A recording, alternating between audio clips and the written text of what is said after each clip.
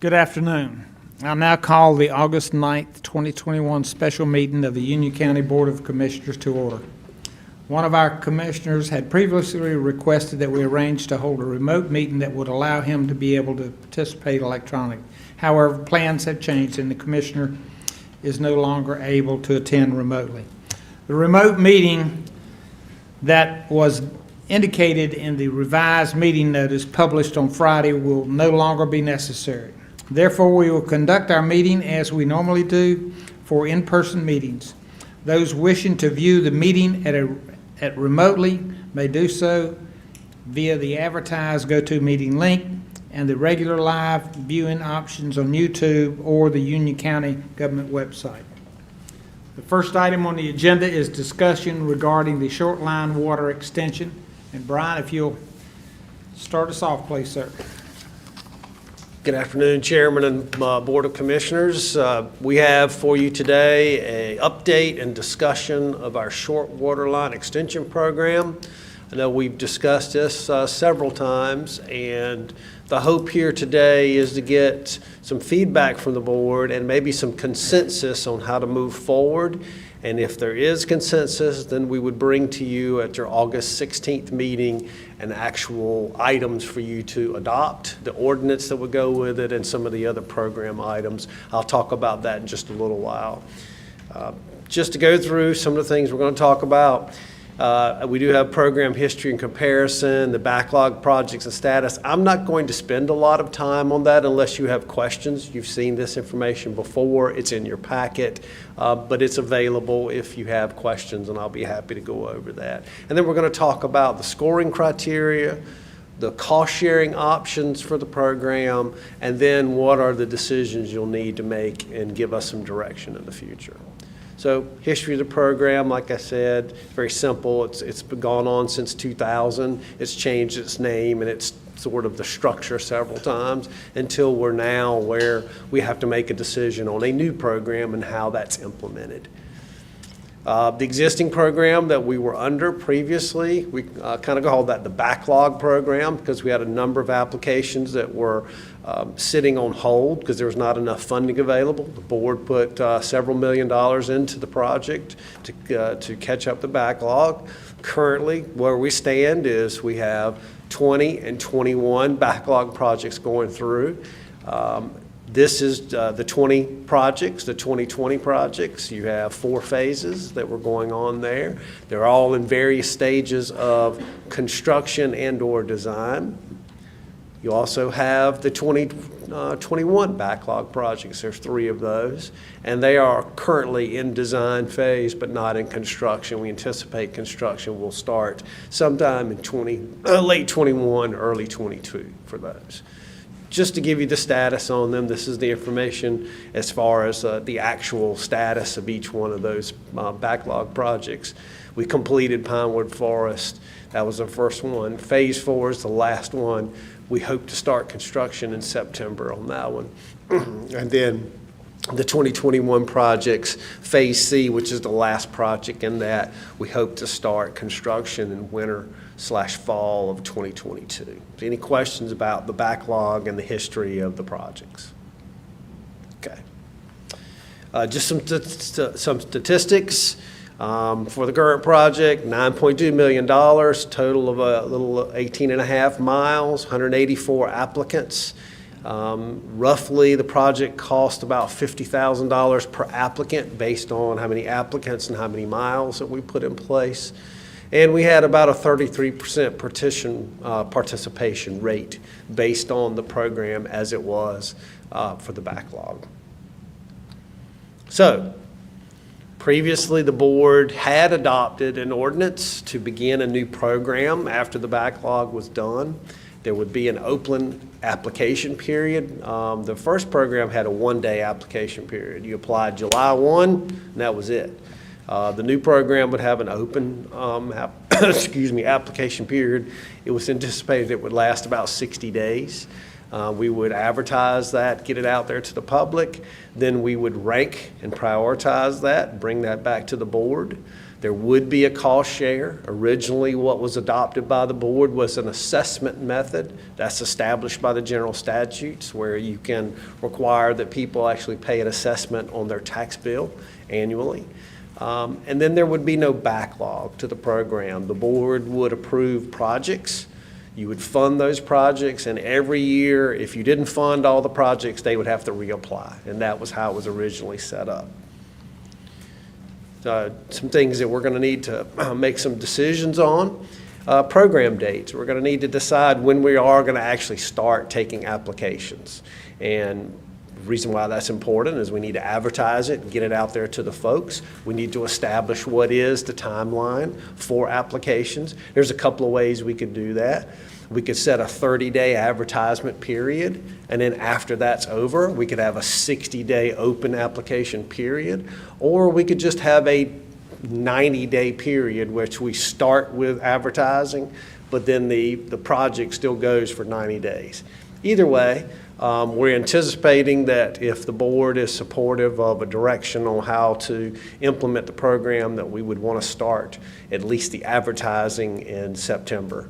September 1st of 2021 would be our goal if the board is supportive of that. Other decisions you'll need to be making is the scoring criteria. We have sort of three factors: health factors, economic factors, and system benefit. I think we're close to what the board wants on those. We've met and discussed that, but certainly we have the ability to make changes if the board feels like you want to make changes to those criteria. And then last but not least, we'll need to come up with what is the cost share? How do you want that to work? The fees that are involved with that. And we do have some suggestions for you to consider. So I'm going to go into that right now. Actually, this is the scoring criteria, so I'll talk about that. So the backlog scoring criteria was a total of 130 points. One of the reasons for that is the age of request was put in there because it did have backlogs. We thought it was important that any projects excuse me, that were on the list for some period of time, they got points for that. Since we're not going to have a backlog program, we did away with those points. We went to a 100 score point total. If you'll notice, one of the things that we did based on some input we got from board members is we made it more important for participation rates. If you have more participation, you get more points. And then the system benefit, we reduced that. But system benefit's important, but we're really trying to focus on water quality, water quantity, and then obviously the participation is the way we've got this set up at this point in time. Any questions about the scoring criteria? Okay. So this is just a matrix showing how you can score. It's really based on what we'll do is rank and score every application. Whoever gets the highest points will be number one and then number two. And then ultimately every year the board decides how many applications you fund. You could fund all of them. You might have 20 and you say, we're funding every one of the applications. You may have 20 and you say, we can only afford to fund 10 based on how much they cost. It's really up to you. But what we do is we take those scoring criteria and we evaluate each one of those for whether or not they have water quality issues, they have anything to do with those heavy metals or any of the other contaminants, and then that gives them points. And that points adds up to a certain total, and each application will have a score. So and we'll provide that information to the board, and then you'll decide how you wish to fund and move those projects forward.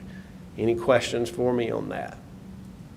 And when you say each application, you're talking about per 1,000 feet? So the way we're going to structure the applications is we're going to allow the applicants to decide how far they're going. And I'll show you what we mean by that in just a minute. So if we have someone come in and they say, listen, we've got a 1 mile stretch of road and we have 100 people who want to be on this application, we're not going to turn them down. We've got a scoring criteria for we think you'll appreciate. So I'll show you that in just a moment. So options 1 and options 2 as far as cost sharing. Option one is just it's a plain flat fee, and I think we mentioned that to you before. Essentially, you just set whatever that fee is annually. We're recommending $3,000 if you did just a plain flat fee. That would mean any person or persons who were an applicant would pay that cost share. So, example, if you had 1,000 linear feet and you had a total of 20 properties, but only 3 property owners decided to be an applicant, only those 3 property owners would pay the cost share. That's how the flat fee structure would work. All those property owners that chose not to be applicants would not pay a cost share. They would not be part of the program. It doesn't mean that in the future they couldn't connect to water. They just wouldn't be part of the total score. They wouldn't be part of the scoring mechanism for the project. That's option one. Option two is what we're calling a sliding scale fee. And what we mean by that is, what we heard from board members is that you wanted to be able to incentivize participation. So what we tried to give you are some options of, if you have an application and they've got a large participation rate, then we can lower that cost per person that would be on the application. If they have a very small participation rate, they pay a higher amount. And I'll show you that in just a moment. So this is what we were talking about, where we're suggesting that you consider, okay, if we have a participation rate of 75%, greater than 75%, then they would get 15 points for that application.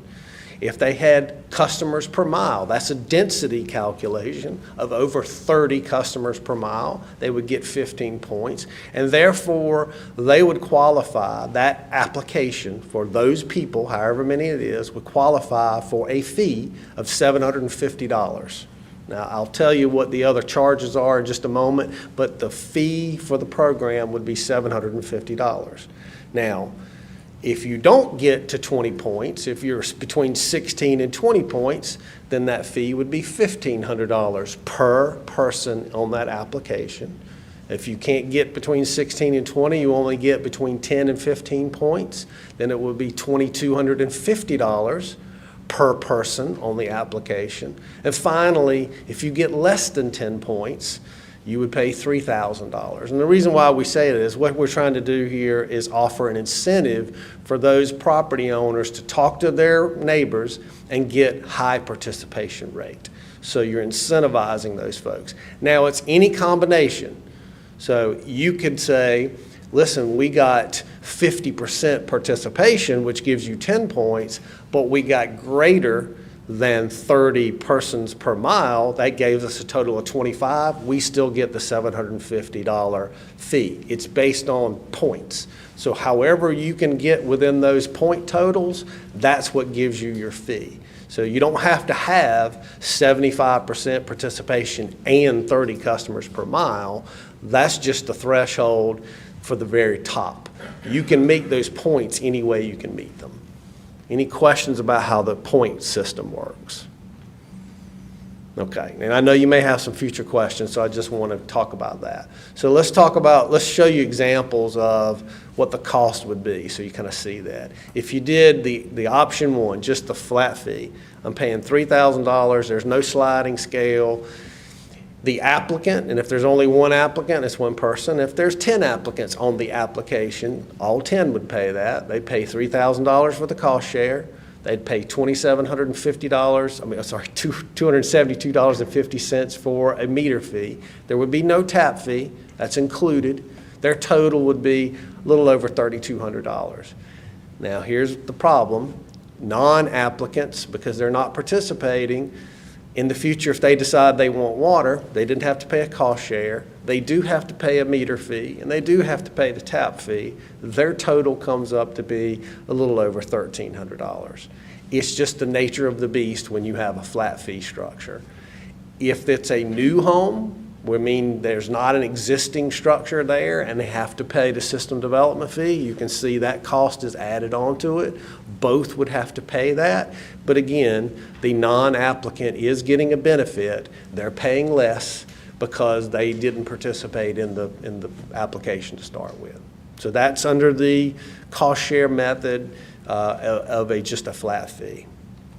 So, And Brian. the only, sorry, just to interrupt, but the only alternative really to the non-applicant free rider problem would basically be a special assessment, is that right? yeah, unfortunately, we really can't charge non-applicants unless we were to have a special assessment program. In the special assessment program, everyone pays. You don't get a choice. Now, the board can establish participation rates as far as application goes, but there's no choice. Once the board says we're going to fund this project, everyone on that road section has to pay that cost. And that's, I know there were some concerns about that, but that's the only way to get rid of the free rider program, as some people have called it. All right, yes, sir, you had a question? You showed the fees, and if you go into, can you go back to the, okay, the applicant, not an applicant. This only applies after you go through the process to determine if your application rises to the top of the pile. Is that correct? Yes, sir. And so if you have a certain number of applications and the board says, yep, we're going to fund all of these applications, then those individuals that were part of those applications would be responsible for whatever that cost share is, whatever the board establishes. But the priority of which ones we do first would be by the ranking of the health benefits and things of that nature. Yes, sir. Correct? Okay. Yes, sir. And keep in mind that it's ultimately the board's decision. So if you get only a small number of applications and there are less health issues, but you still feel it's important to fund those projects, you can. But we give you the ranking for who's got most health issues first, and then you see those projects that don't have the health issues, and you can decide how you want to cut the line off of who gets funded and who doesn't get funded. Okay. All right, so minimum cost, let's talk about option 2. So option 2 is the sliding scale. So at the minimum cost, if you were an applicant and your application scored the 20 points as far as the participation rate and the density, over 20 points, then the cost share would be $750 for each person who's an applicant. The meter fee would be $272.50. There'd be no tap fee, and then there would be a total charge of $1,000.22 for that applicant. For non-applicants, they would pay a little bit more. They'd have to pay $272 for the meter fee. They'd have to pay a tap fee, which is $10.70, which means their total would be $13.42. This is if that application meets the highest density and participation rate. So that's why this looks better, because these people have gone out, they've talked to their neighbors, they've incentivized their neighbors to become part of the application. So those folks that are not part of the application, they are going to end up paying a little bit more, ultimately. As you can see, for a new home, you do have to pay the system development fees. Again, it's still a little bit of a savings if you were an applicant versus a non-applicant. Now, the maximum cost. That means you had an application where they don't meet the maximum threshold for density and participation. They got less than 10 points. The cost share is $3,000. The meter fee, $272. Total of $3272.50. A non-applicant, they're going to benefit. They're only going to pay the meter fee. They're going to pay the tap fee. Their total is $1342. And that's just the nature of the fact there's not that many people participating in that project. Now, obviously, the board can always choose not to fund that project. You could say, there's not enough participation. We want you, property owners, to go back and talk to your adjacent property owners. Or you can fund it. It's really up to you. But understanding if we do a sliding scale, there's ultimately going to be a point where there are going to be some applications that aren't going to get the maximum points. They're just not going to. And you have to make a decision whether it's okay with you to fund those projects. Now, again, these are suggested numbers. The board you can always play with these cost share fees any way you want to. This was our suggestion for you to consider as something for you to react to. So what questions do you have of me of the cost share sliding scale versus flat fee? What can I answer for you on that? Yes, sir.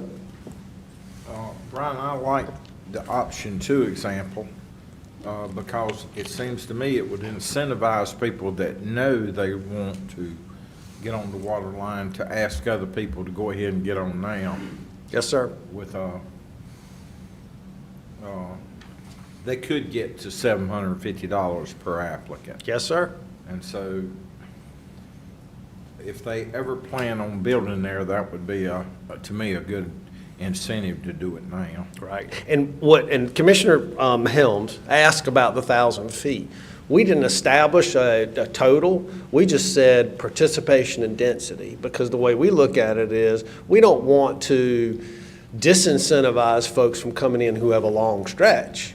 If they've got 3,000 linear feet, that's fine. We want you to come in, but we also want you to talk to your neighbors, get your property owners, get them involved in it, because it is ultimately based on number of properties that are along that stretch.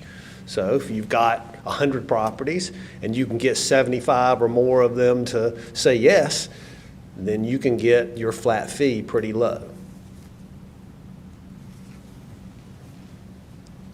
I think we also talked at one time about having an application would have a minimal level of participation to be considered. So currently, that's not in this particular recommendation. We would look for the board to give us that direction.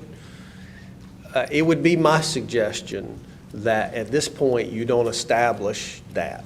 You look at each one of the applications and you make a decision whether or not there's reasonable participation. Because you could have an example where there's only 2 folks that are applying, but it's a small run, and you might feel like it's okay for you to fund that project. So I'd hate to arbitrarily at this point say establish that. Since we are incentivizing participation, I would recommend that for at least this time, if you do go with this, let's try it that way first, see how that works, and if you don't like it, we can always change it because it can be modified every year. But that would be my suggestion. Now, what is the monetary, we did $5 million annually. Yes, sir. That'll continue? Yes, and until the board says no. So, and then that $5 million and these fees contribute to how much we have to spend on this, right? Annually, your fees would go back into the pot, unless, of course, you, not staff, you direct them to go somewhere else. We don't direct them to go anywhere other than the program. Go in the short line program. That's correct. Yes, sir. Now, I think this is just an example showing that under the backlog program, what it would have been based on where we stood, since we had 33% essential participation rate and roughly about 10 customers per mile, those would have ended up in a cost share of $22.50 because they didn't have a significant high participation rate and they had a relatively low density rate. So their point totals were between 10 and 15. So they weren't the worst as far as, or the highest cost, but they weren't the lowest cost either. They were next to it. But we just wanted to show you that as an example of if you use the backlog, then those folks would have paid $22.50 as the cost share plus their 272 meter charge. All right, so things that we'll need the board to give us direction on and make a decision, hopefully at your August 16th meeting. We'll need to know, when do you want us to start the application period? And how long do you want that period to last? Do you want it to be 30-day advertising, then a 60-day application period, or just 90 total days, and we include the application, we include the advertising within that? We'll need to know that. We'll also need to know, are you comfortable with the sliding scale for a cost share program and what we presented so that we can put that, of course, in ordinance form? And then we'll need the board also to establish when that is due. When is the fee due? We're recommending 30 days. And I'm also recommending that, and I've said this before, that we're not a lending institution. Whatever that fee is, it would be our suggestion that they have to get that money some other way other than us lending them that money. Now, I'm not asking for decisions, but are there any questions, concerns? Is there consensus on how you'd like to move forward with this so that we can see how we can put this together for you for the 16th? Commissioner Ray. Brian, I know it's not our responsibility, but I think it would help people if we could ask some local insurance companies to show the people that here's your fire rate on X road. Okay. And if there's a line that goes down through here with fire hydrants, this is what your new rate would be. May not be much. I know some of the departments have big tanker trucks, but I was always under the impression that hydrants made your homeowner's insurance a lot cheaper. It's my understanding it is less expensive, but I don't, excuse me, I don't know the exact amount, but we can certainly ask if we can get that information to give comparisons for But if folks. they're gonna get a $200, I'm just pulling that out of there. Sure. If they get a $200 credit per year, and if they're looking at $2,250, 11 years, they've got their money back. Yes, sir. We can certainly ask the insurance companies to see if they'll provide us that information. Just trying to help it, make it happen for them and show them how it will pay for itself. Oh, we're happy to see what we can find as far as those insurance companies go. Yes, sir. David. Thank you, Mr. Chairman. Yeah, I just had some feedback, looking towards the regular meeting in August. Overall, I really like this plan, especially the option 2 with the sliding scale. I do think, though, that, and I agree that we're not in the lending business. So I think expecting remittance of the flat fee makes a lot of sense. But given that we're incenting participants to basically put together a compelling application to get participation rates up, to get ideally a large number of customers per mile, that we ought to extend a pretty generous amount of time in doing the application. So my recommendation would be 90 days. Let's give folks 90 days. To pay the fee is what you're talking Yeah, about. yeah. 90 days to put the application together, and maybe more than 30 days for the flat fee. 60 days, 90 days. I just am throwing that out there. But we want to give folks again an opportunity to put together that compelling application. And work with their neighbors. Sometimes that takes time to gain agreement, to get those participation rates up. So I think, the more generous we are in terms of time frames, hopefully the better the outcome will be. Certainly. And, there's a lot of people that actually, it's not feasible for them to participate in this program. That's correct. And my understanding is that we are working on other programs to help with the health and safety of the wells, and that'll be forthcoming shortly. Yes, sir. So we're working on multiple fronts. A CDBG component for low-income individuals, who could qualify for where we could help them with the well treatments and processes to help with their well water. We're also talking about what can we do for folks who don't qualify for low income, and how could we help those individuals as well. So we are working on that, yes, sir. Good. Sorry about that. Brian, what would be the advantage of having the 30-day advertising followed by the application period, when there's no advantage to filing early or late based on our criteria? So What? looks like you just go ahead and start right at the full 90 days to take applications. There's 6 1/2 dozen in the other. The only thing that the application period, the advertising period allows us to do is to get the word out better, Obviously, as long as you've extended the program long enough, then that really doesn't matter. And the way I'm assuming what Commissioner Williams was saying is it wouldn't be just a 90-day period. I'm assuming that it would be 90 plus 30, so 120 is what I was assuming you were saying. 90 days for the application. We're also advertising 30 days, so that's 120 total. And that's fine. What we're trying to do is make sure that we're giving people adequate time for them to apply. So it's either way. We really don't care one way or the other. Any other questions? All right, thank you, sir. All right, well, I'm going to kind of recap what I heard. So I didn't hear anyone say no to having a total of 120-day period, which would include 30 days for for advertising, and 90 days for the application. I did not hear any concern with extending the flat fee payment time to, say, 60 days versus 30 days. I didn't hear any issues with that. And I did not hear anyone say that they were opposed to the sliding scale structure. So I'm going to take that to mean as we're going to bring that to the board on the 16th for you to make a decision on. If I am incorrect, please tell me now.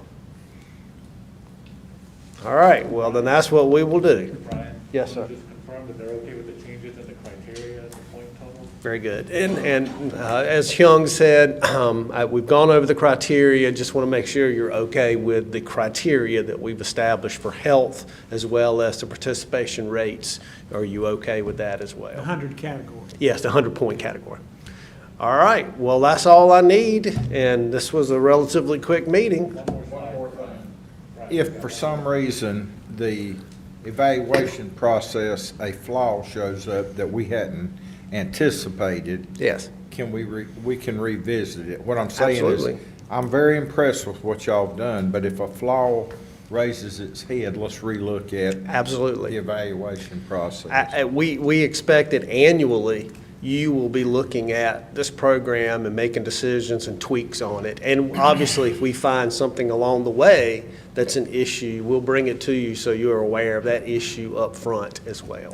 One other thing I'd like for you to think about, the 30 days to pay or the 60 days, whatever we choose. Yes, sir. I know the process of doing these with the planning and everything would be very long. I'd have concern if somebody paid their fee, their $3,000 plus dollars, and had to wait a year and a half to get it done. Okay. So think on that, on how we can be more sensitive to them having to fork up the money and then have to wait a year or so. Yeah, the only concern I would have, and this is just for you to consider, is at some point in time, we do want commitment. Oh, I agree. And I'd hate to get to the point where we're in construction and then folks say, yeah, I'm not going to pay.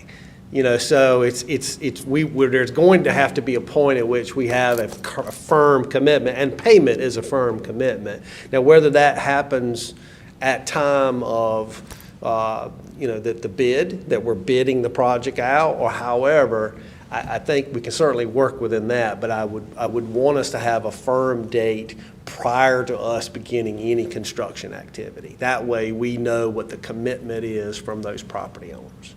Would you sign a contract with the individuals that if you're going to do that project and you start, the engineering process is not inexpensive either? Correct. Would you have a contract that if there's 10 people that have signed up, have a contract with those 10 people? I don't think we were looking at a contract. This is really just an application and a payment. And once you pay, then the payment covers the cost of that. So it was not looked to be a contract, to be honest with you. And to be honest, I haven't spoken to legal about what benefit or what issue we may have calling it a contract. We can certainly discuss that with them, but it was really anticipated that this is your application charge. This is what you pay for the application, and that secures you with getting water from the county. Yes, it may take some period of time. I will point out that the current program, anyone who had to pay, they had to pay that money up front as well. They had to wait before the water line was in place, so they had to pay their money up front in order to guarantee that the project would be built. Okay. Commissioner Ray? One more thing I was just thinking about. I don't know if we had any, but I would assume that we had some people that didn't sign up on the short line extension, but then when they saw pipes out there on the road, they got excited. So if that be the case, they should still have to pay what the people that brought the project there. So that's a bit of a challenge, because at some point in time, we have to say who are the applicants and who aren't. I don't know that we will be able to, once we've started construction, actually go back and charge folks that weren't applicants a fee. They are non-applicants at that point. And I agree with you, but that's where the problem comes from a special assessment versus a, I don't disagree, but it would be difficult to do that. So last slide, just these are the items that you're going to have at your upcoming agenda item, upcoming August 16th agenda.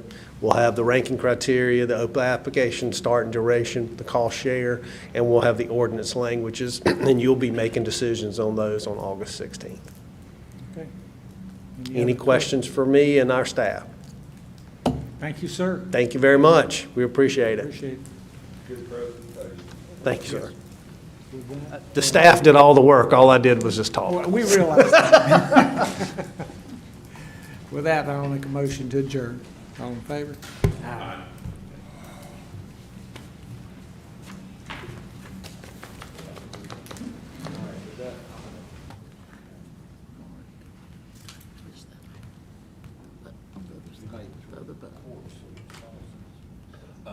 Three mason jars full of salsa, and two are already gone. Yeah, maybe not quite a quart. We finished two good-sized bags of